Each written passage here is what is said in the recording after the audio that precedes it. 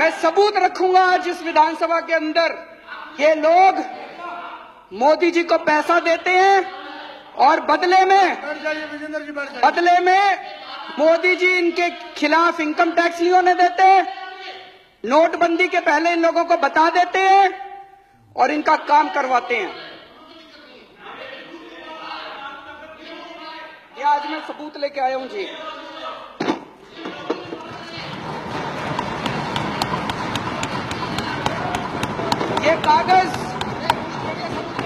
ये कागज मेरे कागज नहीं है जी, ये इनकम टैक्स डिपार्टमेंट के कागज हैं।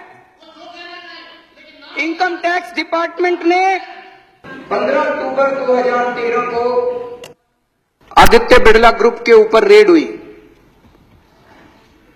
उस रेड में इनकम टैक्स डिपार्टमेंट में रेड होती है, वो वहां से सारे उनके कागज उठा के लाते हैं। वापस आने के बाद इनकम टैक्स डिपार्टमेंट अपनी एक रिपोर्ट बनाता है उन कागजों के आधार पे, जिसको अप्रेजल रिपोर्ट कहते हैं। ये अप्रेजल रिपोर्ट है इनकम टैक्स डिपार्टमेंट की उस रेड की। उस रेड में उनके अकाउंटेंट से पूछा इनकम टैक्स वालों ने, अकाउंटेंट का नाम कोई सक्सेना था। सक्सेना ने कहा जी मैं हवाला का पैसा लेके आता हूं, मेरे बॉस हैं उनका नाम शुभेंदु अमिताभ है, वो जिस जिसको कहते हैं फिर मैं उनको पैसा जाके बांट देता हूं। शुभेंदु अमिताभ बिड़ला ग्रुप के ग्रुप एग्जीक्यूटिव प्रेसिडेंट थे। शुभेंदु अमिताभ के लैपटॉप, फोन, ब्लैकबेरी सब चेक किए गए तो उनके लैपटॉप से एक एंट्री मिली। ये एंट्री है 16 नवंबर 2012 की। इसमें लिखा हुआ है गुजरात सीएम 25 करोड़ रुपए। गुजरात सीएम के आगे 25 करोड़ रुपए, ब्रैकेट में लिखा है 12 डन, 12 दे दिए, रेस्ट क्वेश्चन मार्क। तो ये उसके बाद इनकम टैक्स डिपार्टमेंट ने अपनी एनालिसिस की है। ये उसकी एनालिसिस की कॉपी है। एनालिसिस में इनकम टैक्स डिपार्टमेंट लिखता है, considering the highly incriminating nature of transactions in the data retrieved from the laptop and hard disk of Shubhendu Amitabh and evasive replies and unsubstantiated claims made by him, it would be imperative for the assessing officer to scrutinize the data available in seized documents, including the laptop and hard disk, and determine the quantum of income concealed by Shri Shubhendu.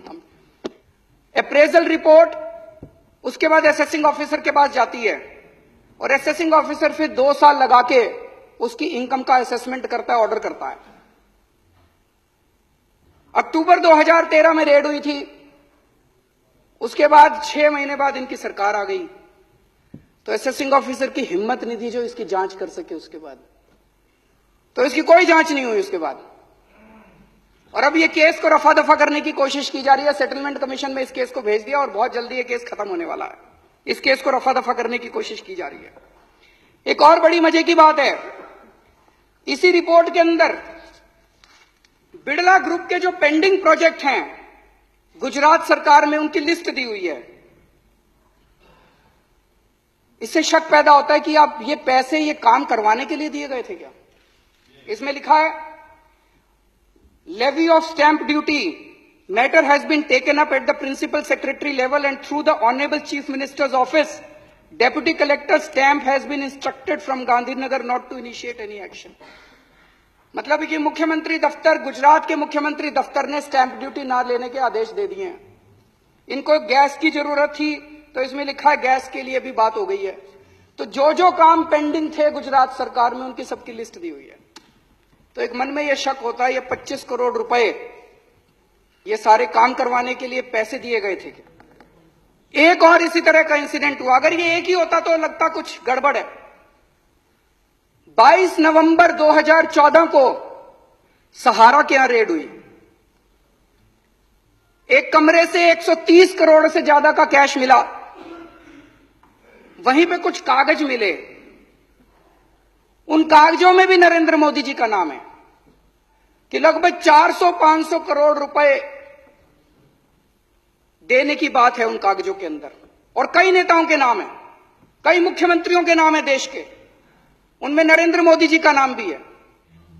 लेकिन इसकी अब जांच कौन करेगा। भारत के इतिहास में शायद आजादी के बाद पहली बार ऐसा हुआ है कि किसी प्रधानमंत्री का काला धन का जो खाता, बही खाता, हर बड़ा बड़ा जो भी बड़ा उद्योगपति खरबपति होता है उसका एक नंबर का खाता होता है और एक काले धन का खाता होता है। इतने करोड़ों का पैसा ऐसे ही थोड़ी दे देते हैं। काले धन के खातों के अंदर किसी प्रधानमंत्री का बाय नेम नाम आता हो, मुझे लगता है आजादी के बाद पहली बार ऐसा हुआ है।